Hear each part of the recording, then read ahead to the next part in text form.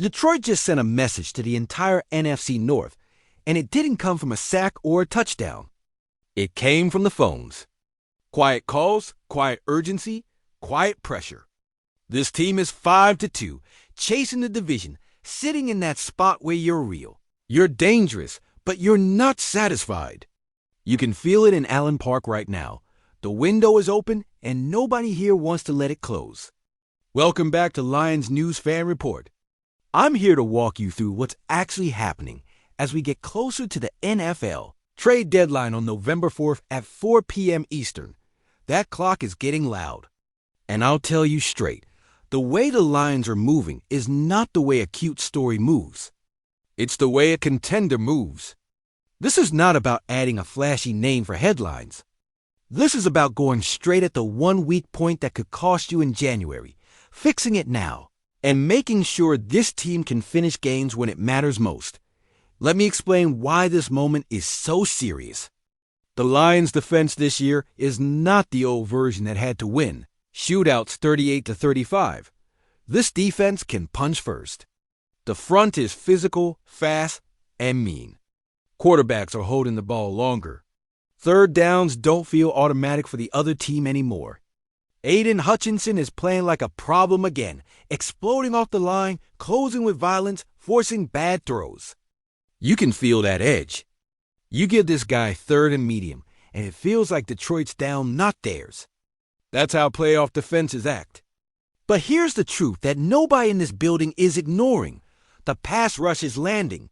The structure is holding, but the secondary is hurting. Terrion Arnold, who is settling in outside, messes up his shoulder, and now he's not out there. DJ Reed, brought in to be the steady veteran presence at corner, hits injured reserve with a hamstring. That's two important pieces down, in a scheme that needs corners who can survive on an island so the front seven can go hunt. You can cover for one injury. Two is where stress shows up and starts changing who you can be on defense. And I want you to really understand how the staff has reacted to that. They're not sitting on their hands. They're not saying, we'll be fine when guys get healthy. They've already brought in veterans, tested short-term patches, rotated guys to see who can actually hold up. That tells you where their head is.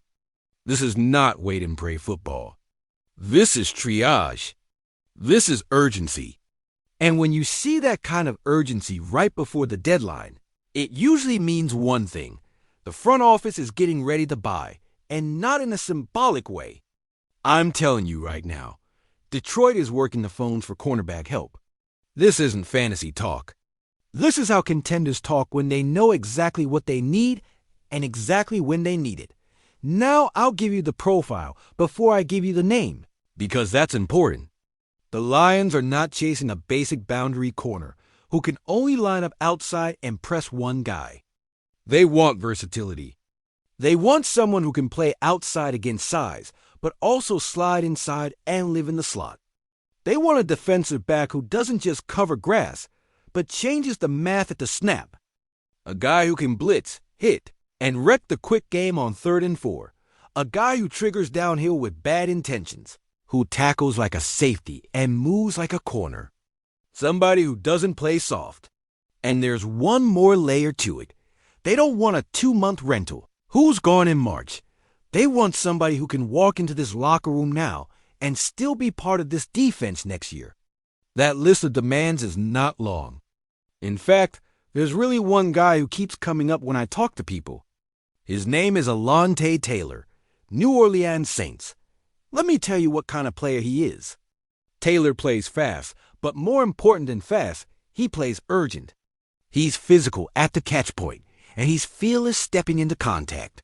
He can hold up outside, he can survive inside, and he's got that mentality where he's not waiting for the offense to dictate. He jumps routes, he triggers downhill, he closes space. In 4 years with the Saints, he's produced 6 sacks, 3 interceptions, and 36 pass breakups. That's not normal production for a young corner. Corners don't usually give you both coverage and pressure like that. He does. That's not just he can cover his guy. That's he ruins what you wanted to call. When you're trying to win playoff football, That is gold. Now here's where it gets interesting, and here's why his name is even in reach. The Saints right now are in that stage where they're looking forward, not back. They're sitting in a tough spot in their division. They're not winning games, and they're being honest about where they are. When a team is in that reality, they start asking which guys are core and which guys might bring back picks. Taylor is under team control now, but he hits free agency in 2026, and everybody knows he's going to get paid. On top of that, New Orleans has a young group of defensive backs they like. So this is not them throwing him away.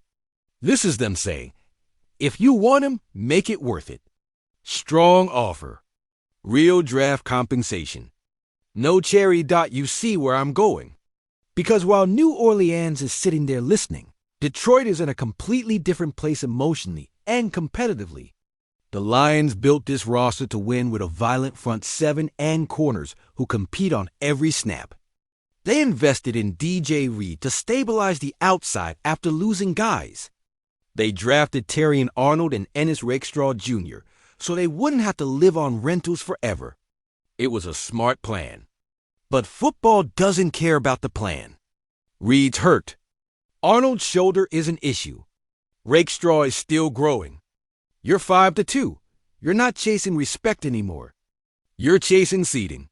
This is what separates teams in January. Can you close out games when the other quarterback just starts spamming slants, crossers, and option routes against your banged-up nickel? Or do you actually have someone who erases that and dares them to hold the ball 1 second longer so Hutchinson can end the drive? Before I go deeper on costs, I want to talk to you directly. If you ride with this channel, if you're one of the people who bleeds Honolulu blue every Sunday, do me a favor right now. Like the video, subscribe to the channel, and turn on alerts. I'm here every day bringing you what's really going on in Detroit, not recycled national talk. This is Lions News Fan Report, and this is what the building is trying to solve. Now let's talk price, because nothing happens without price. The Saints are not going to just hand over Alante Taylor. They believe in the player. The only way this becomes real is if Brad Holmes is willing to put something legit on the table. And that's where the question gets interesting for us, because the Lions have already spent a ton of capital fixing the corner room. Money, draft picks, attention, all of it. So the decision is basically this.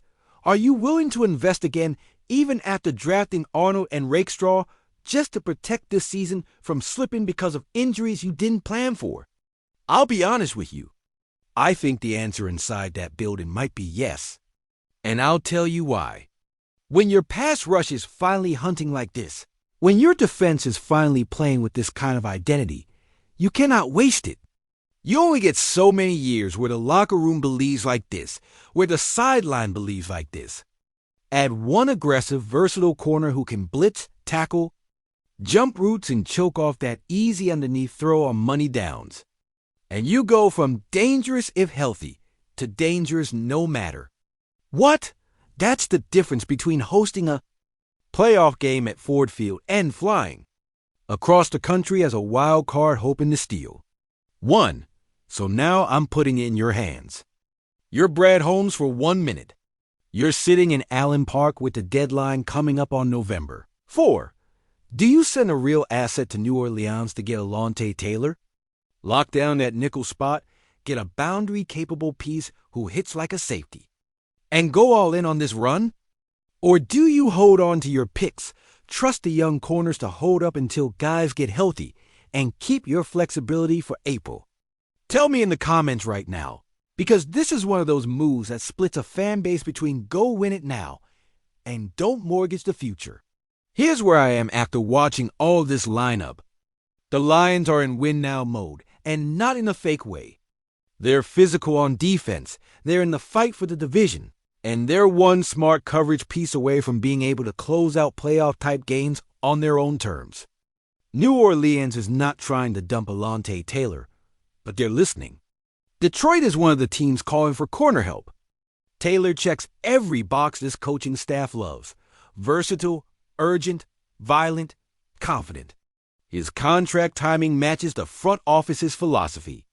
His mentality matches the locker room. His skill set matches exactly what the defense is missing while guys heal. My read is simple. This isn't smoke. This is a real opportunity. If Detroit actually pulls the trigger and brings in Alante Taylor, that's not depth. That's a statement to the entire NFC that the Lions aren't here to be cute anymore. They're here to finish people. If you're with me on that, hit subscribe, hit the bell, like the video, and keep talking with me below. This is Lions News Fan Report, and you're going to hear it here first.